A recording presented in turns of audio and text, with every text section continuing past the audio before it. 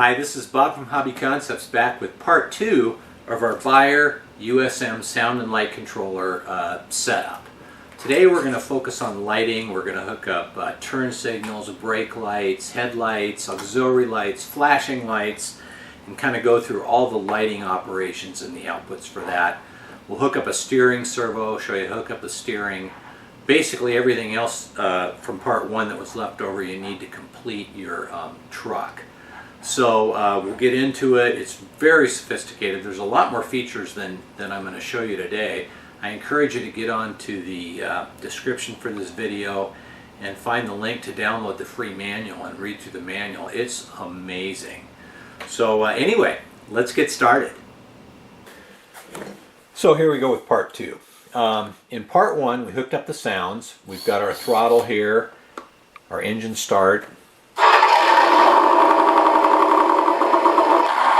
our engine stop, we have our horn, the throttle is synchronized with the sound. So in this part I want to emphasize the lighting.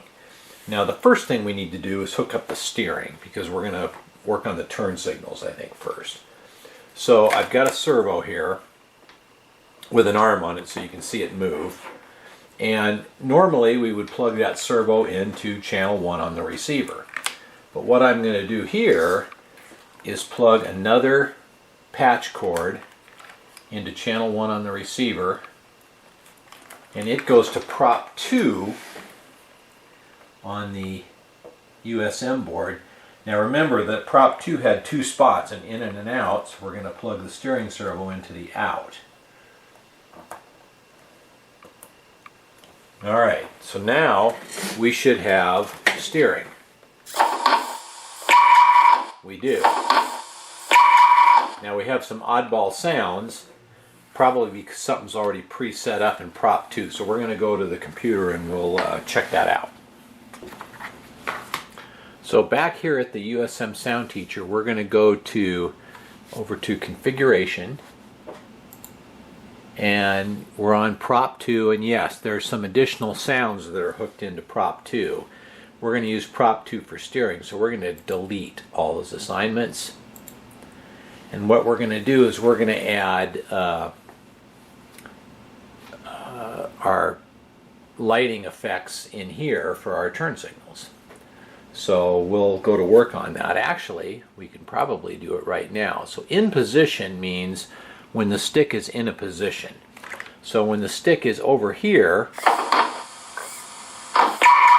I still have the sounds because I haven't transferred the project to the USM yet, but we want the turn signals to go when the stick's over in position. So if we click the down arrow and we go over here to the lighting effects, and we'll have indicator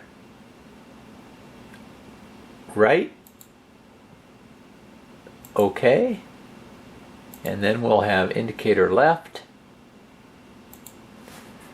up there, and then click OK, and we filled those in.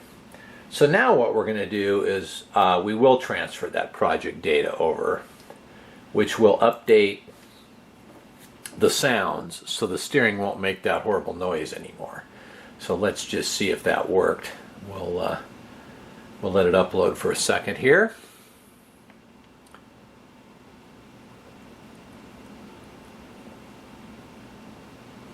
And you can see it's uploading and it's all done. So now our steering, the sounds are gone. And it'll activate lights, but now we need to plug lights in. So let's go to work on that. Okay, so we're back to the USM. Now, the only thing I did here while I was gone was I wrapped some spiral wrap around all these wires just because it was starting to look a little messy, and I wanted this clean for you to see it when I hook it up. All my plug-ins to the receiver have stayed the same. So now it's time to hook up lights. Now, the USM comes with this ribbon cable, and it's color-coded, and it plugs in right here, just like that. And then on the wiring diagram, it gives you all those outputs, output 1 through 10, and then it even tells you the color, brown, red, orange, green, yellow, etc., etc. So you need to solder your lights to this loom for them to work. Now, for this demonstration, I'm going to use this output, which is an AKL8. And the reason I like to experiment with these is because they're easy to plug and unplug. I normally don't use them in models. I solder everything because I don't like the size of this, but it's great for bench work and testing. So now we have all our outputs, 1 through 10, 1 through 10, and if we continue to look at this wiring diagram, our common is number 8 on the other side, and number 8 is right there. So I've got the light string that I made up when I did the SFR video that's got some various colored LEDs on it. A little bit messy. So I've got a red, a couple whites, an amber, a couple ambers, and I've got all the positives hooked to one. Well, they're hooked to 1. So I can hook that to my common, which is number 8. So I'm going to plug that into number 8.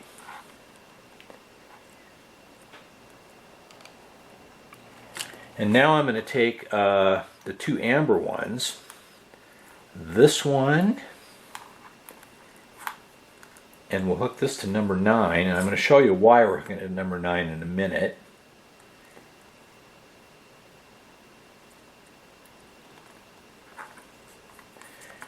Push that down and stick it in, and it should grab it.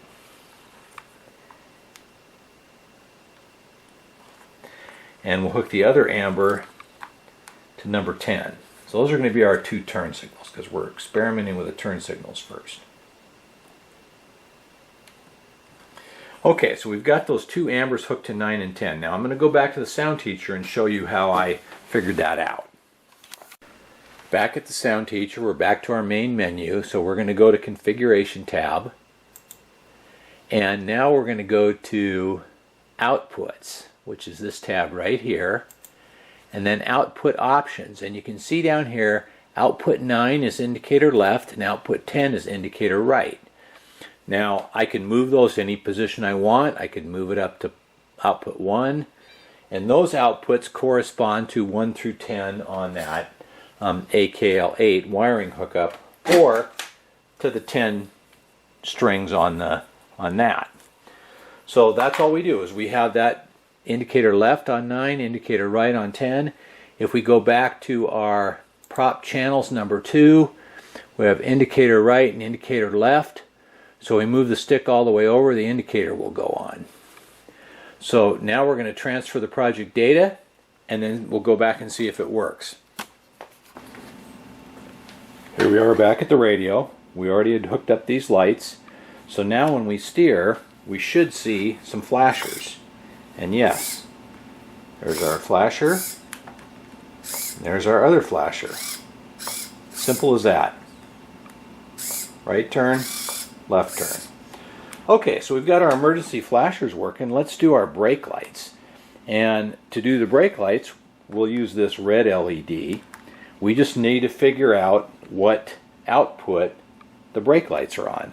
So again, we'll go back to the computer. As we're back here on the computer, we will go to Outputs tab, and we're going to go to, we'll go to Configuration, Outputs, and then Outputs, this tab right here. And we can see our brake lights are on channel 6, on output number 6. So we'll plug the brake light into number 6 and see what happens. So I'll take my brake light, that's the red one. I'll plug it into number 6.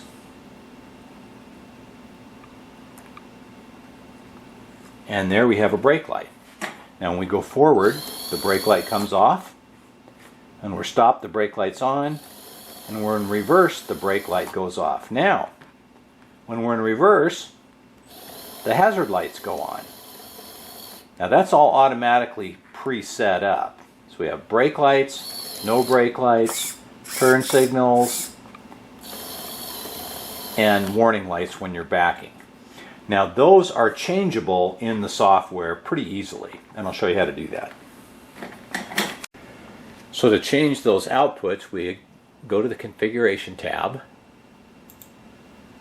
we go to Outputs tab, and then we go to this Output Options tab.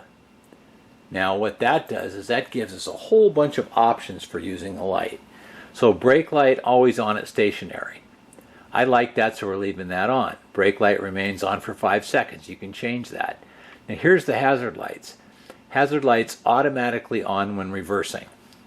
Okay, we could unflick that, and now we'll transfer the data. They won't come on when we back up. And there's all kinds of other things. Bending lights work when turn signals, daytime running lights, low beams, high beams, just all kinds of options. And the best way to look at that is just to download the free manual. There's a link in the description for this video, and you can kind of see what these are. But basically you can set up virtually any kind of light output that you want. Today I'm just going through the basics: turn signals, brake lights, I'll throw a backup light in there, we'll throw some headlights on there, and probably some running lights, optional lights, aux lights, whatever you want to call it. So let's check and see, first off, after we transfer this data, if our hazard lights now don't go on when reversing, because we changed that. So we'll transfer the project data, and then we'll go back to the USM. Back here at the USM, you can see our brake light is on, it's off when forward, and now when we're backing up, the hazard lights don't go on. So it's very flexible in how you can customize things. So now let's do headlights. We'll use this this big LED for headlights. We're going to go back to the software and see where the output is for the headlights. Back at the software, we'll go back to configuration, and we'll go to outputs, and we can see we'll have high beam headlight. We'll use that one, output number 3. So I'm going to plug that big LED into output number 3, and that'll be our high beam headlight. So now let's go back to the configuration. We'll go to general, and we'll go to outputs. Actually no, we're going to go to proportional channels. Now remember, this stick on the radio is the one that works our engine start and our horn sounds. So I want to have it work the headlights. So when I go up, I want the headlights to turn on, and when I go up for 3 seconds, I want the aux lights to turn on. So we'll go to prop 3, sorry, and you can see there's our air horn sounds down at the bottom. So up here in the top, we're going to click the down arrow, and we're going to go over here to high beam headlight. Oh, my doorbell's making noise. Okay, and click OK. So our high beam headlight's there, and long in position, that's our 3-second one. We're going to drop in, we'll call them parking lights, and that'll be our aux lights, and you can rename those if you want. So now we have those two set. So short one will give us our headlights, long one will give us our parking lights. If we want to see what those outputs are, the headlights, high beam headlights output 3, parking lights output 1. So we'll plug those in. Okay, back with my lighting. Our aux lights were on output 1. So I'll plug those into output 1. And that's the little white LED.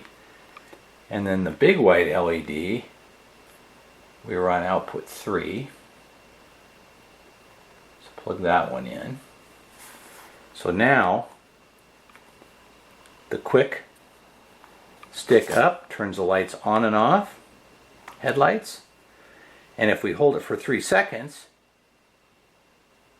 it turns the aux lights on and off. Perfect. Now, this is the very simplest light setup. We've got headlights, auxiliary lights, turn signals, brake lights. We probably could, we could easily add tail lights. They're already pre-programmed and they're a spot here. And then we could add additional lighting. You've got 10 outputs here and 2 more here. So there's 12 outputs for lighting, which is, for most models, plenty.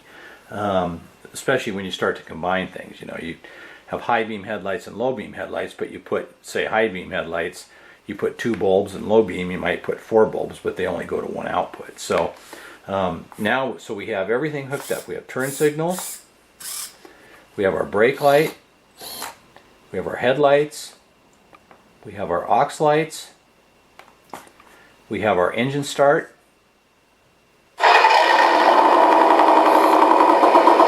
our volume control is up here, our horn, sounds off, headlights off, aux lights off. I really wanted to show just how easy this can be, so that's why I'm not getting into a lot of super tricky lighting. You can set up flash rates, you can set up flashing lights, you can set up all kinds of stuff. Actually, let's set up a flashing light just for fun, just to show how it's done. So if you wanted to do maybe some flashing blue lights behind a grill, let's take a look at how we would do that. So let's look at a couple special lighting effects. I'm back here at the main menu. I'm going to go to Configuration, and I'm going to go to Outputs. Now, outputs, remember, are where our lights are. I've actually plugged in a blue light to output number 5 because I want to do a blue flashing light. So right now it says rear fog light, but we want to change that. So we'll drop down this arrow and we'll scroll through the list, and there's all kinds of things you can do. But what I want to do is a flashing light. Okay? Now there's also a pulse. A pulse would be like boom. Like maybe if you wanted to have an LED flash in your tank barrel when you fired it. But we want the flashing light. Oops, let's see, we want it on, yeah. Okay, so we want the flashing light on output 5. Now you can select a pulse speed from 1 to 255. 255 is the slowest and 1's the fastest. So let's go with like 8. Okay, so that takes care of our flashing light on output 5 where I plugged in the blue LED. So we'll go up here to proportional channels. Now we need a way to turn that on. So we're going to turn it on. Remember, this stick here turns on our headlights, but there's an intermediate position which is part way up. So we use that one to turn on our blue light. So we'll go here and we'll go to output 5. Now you can name those to make it a little easier to do, but I didn't. I've got the blue light plugged in output 5, and I've got the flash rate set, and I've got it set to a flashing bulb. So now we'll just transfer our project data, and I'll go back to the USM and we'll take a look. We're back here at our USM. You can see I have my blue LED plugged into output 5, and I hooked the positive over here to my combined positives. So now if I move the stick part way and release it, my blue LED will flash. And as I mentioned, you can change that flash rate to anything you want. So you can make it faster or slower pretty easily, and we'll turn it back off. One more thing I want to show, a cool feature of this system, we'll turn the headlight on. Now, I have a flickering light effect when the engine is starting. Typically, when you're starting an engine, it draws a lot of power, and so the lights will flicker while the engine starts up. So let's take a look at that.